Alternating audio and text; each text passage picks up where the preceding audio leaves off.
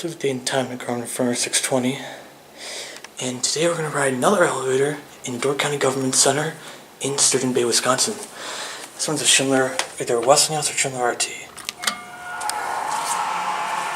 And there's the motor room right there, this I think. And here's our elevator. This one, so now let's head to 3.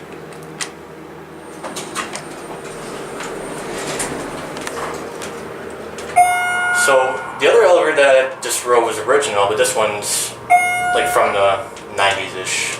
And I think according to the indicators might be a Westinghouse RT. So I'm just gonna, so I guess it's safe to say that. So anyways, here are 3. So now let's go back down to 1.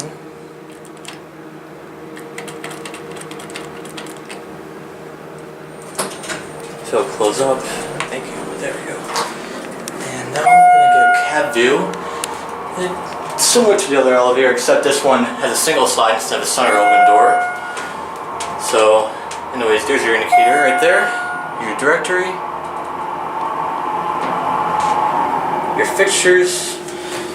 And your phone is in there. It's also a 988 phone. And so now we're going to watch this elevator close up. There it goes. And that's it.